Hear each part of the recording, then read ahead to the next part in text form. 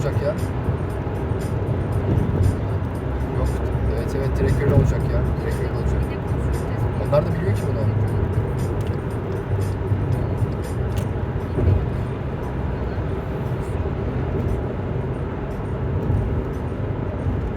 Yo, direkt geçecekti ya. Spline olmaması lazım orada ya. Hatta geçen toplantıda yaptık, gösterdim ben onlara.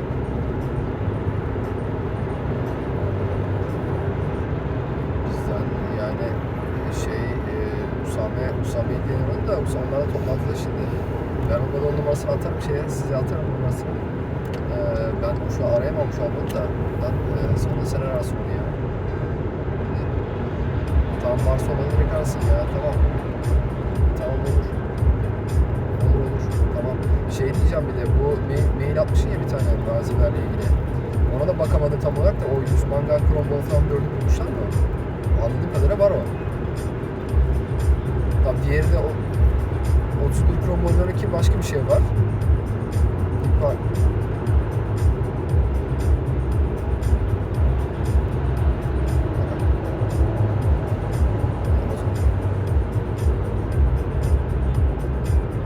Ben detaya bakamadım da o zaman direkt 100 mangal kromol falan alalım. Ne kadar termin demişler acaba? Ya diyecekler bilmiyorum ki.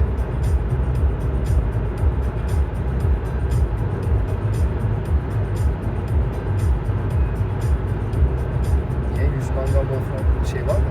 Kromol falan.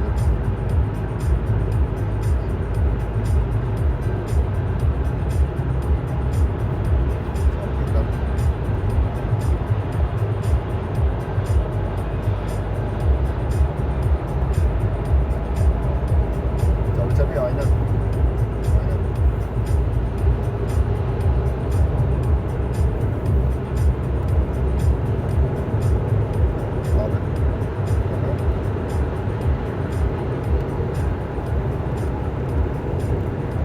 Yani ilk tuttan varsa ilk tuttan alalım abi. Ben dün burada yine konuştum. Adamlar malzemenin %80'ini oradan alıyorlar ya İngiltere'de.